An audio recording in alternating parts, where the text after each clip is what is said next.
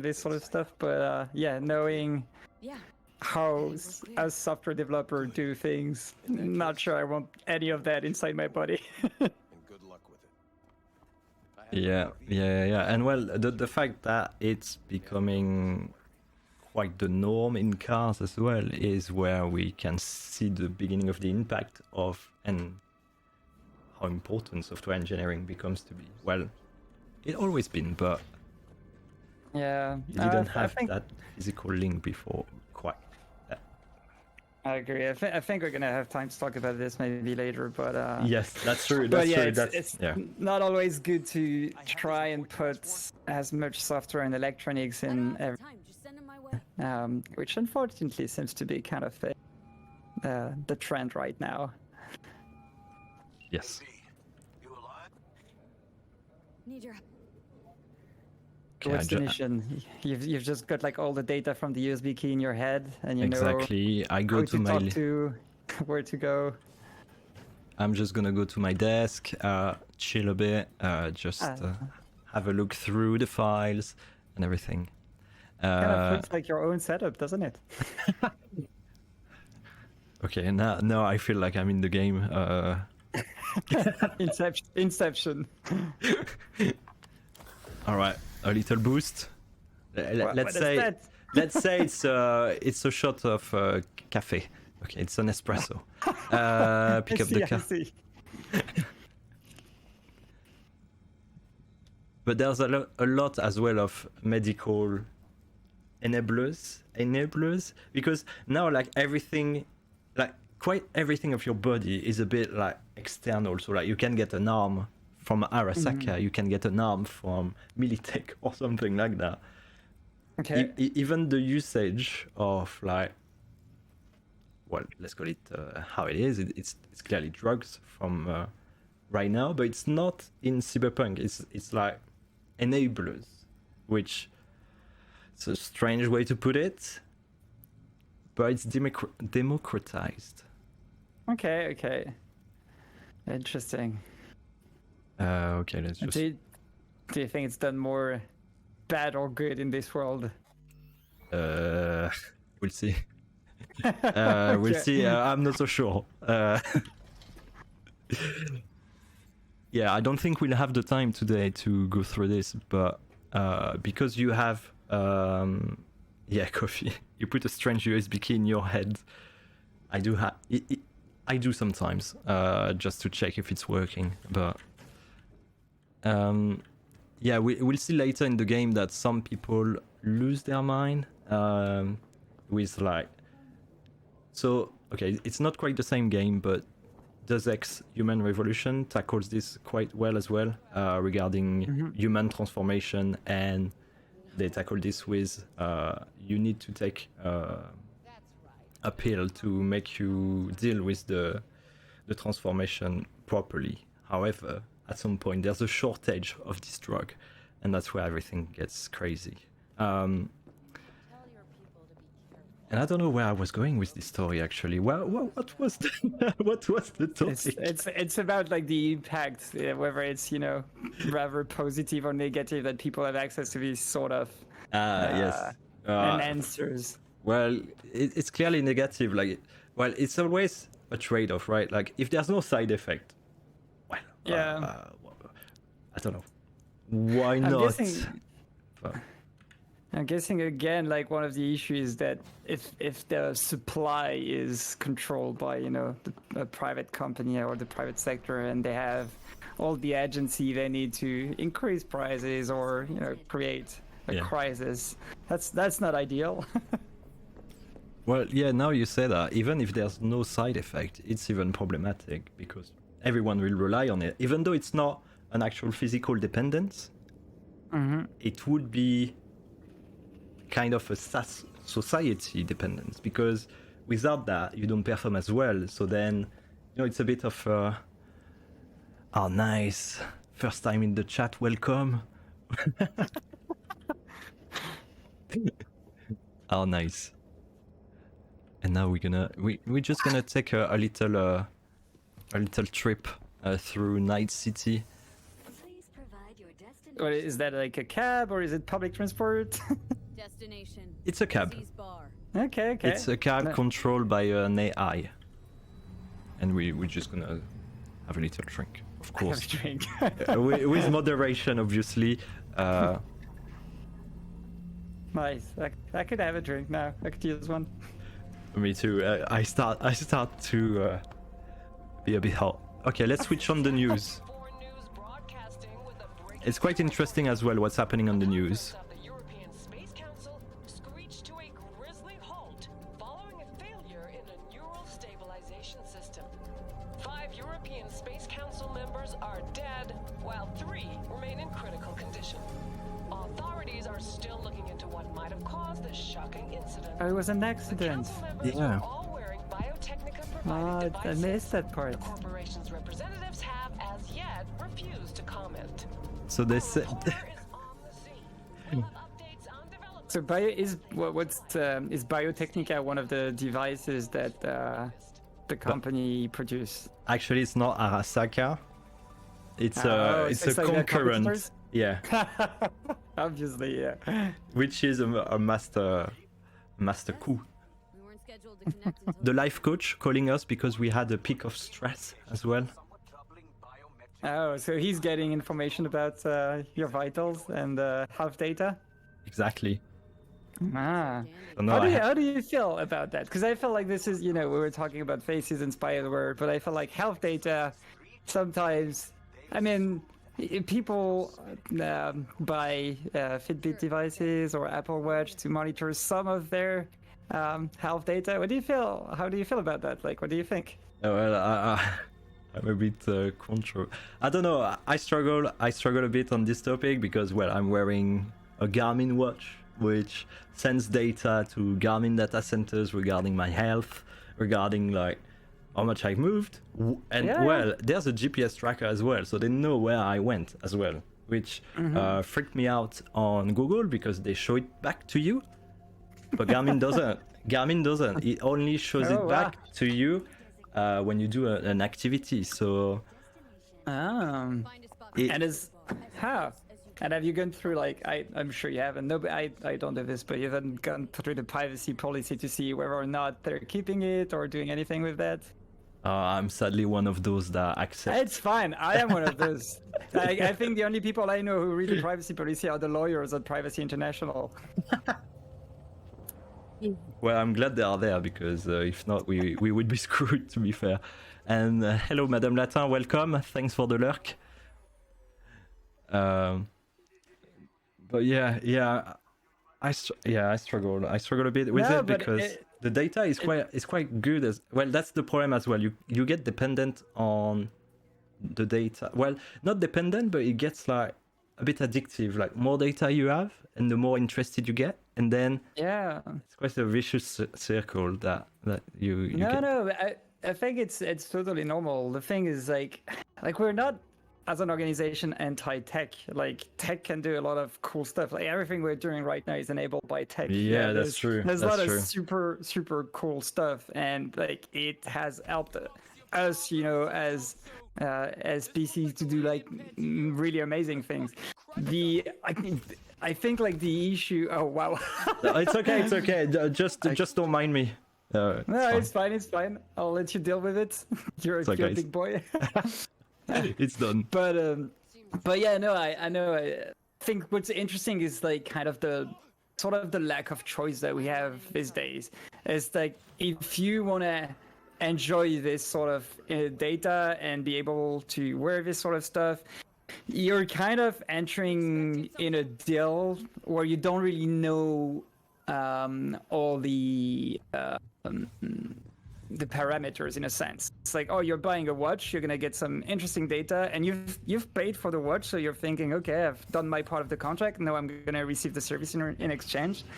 But unfortunately, there are many situations where it's not actually the case, and like the fact that you're using the device and the data is being collected, it has a second life and it's being used for other purposes, or it can be used for other purposes.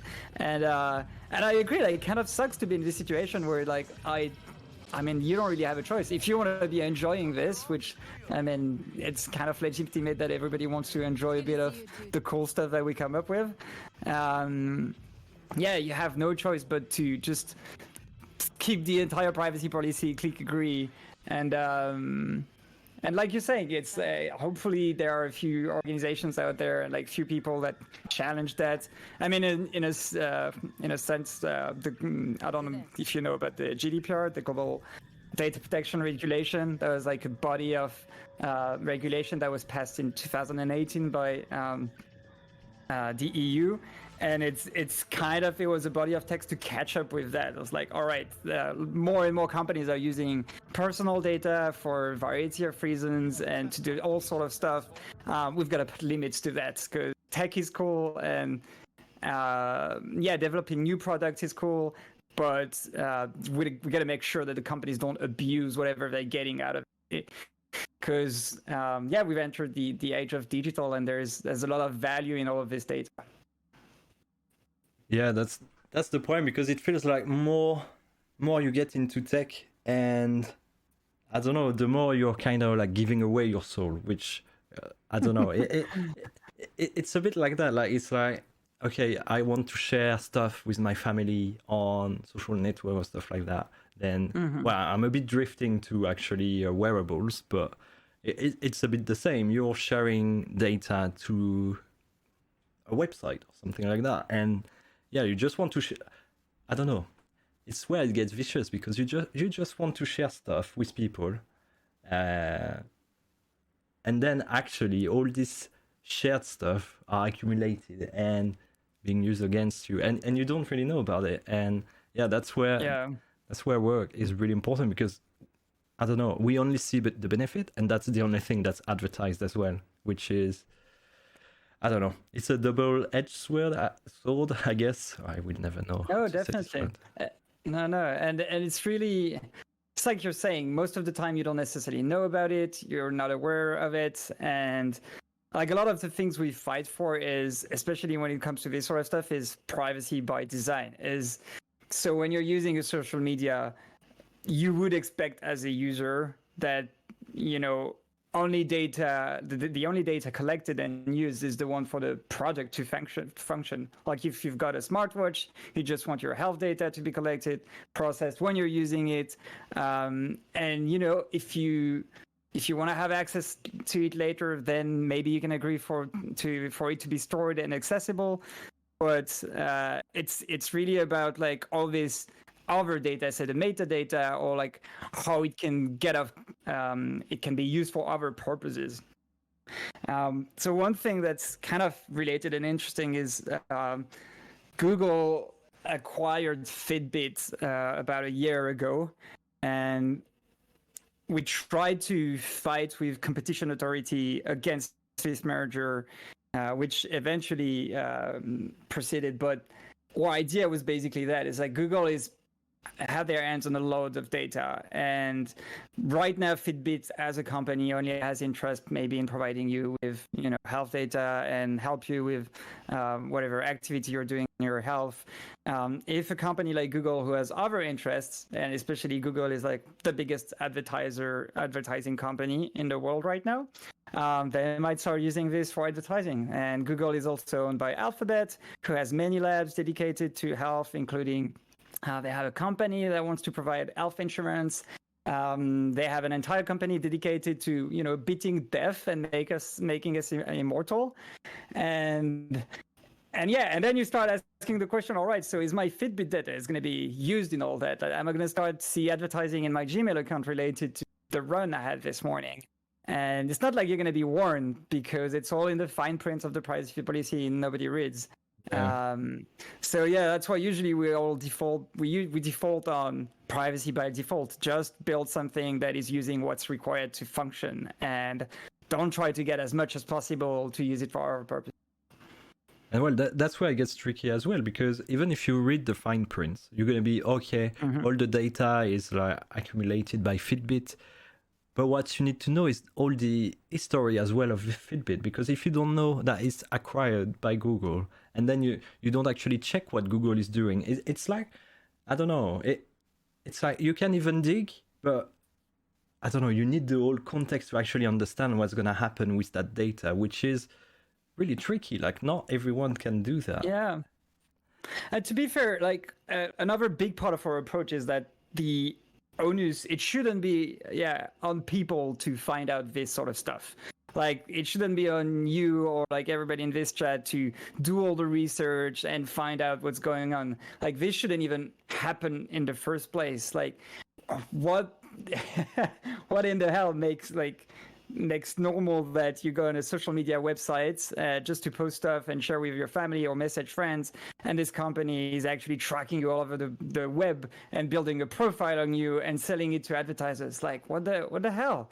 It's like no, it's not what you should expect, and it's not on people to try and fix that, which is why there are regulators and governments and organizations like us pressuring so that this does not happen, because that shouldn't be the normal, and it's kind of slowly becoming the new normal, and we don't want that.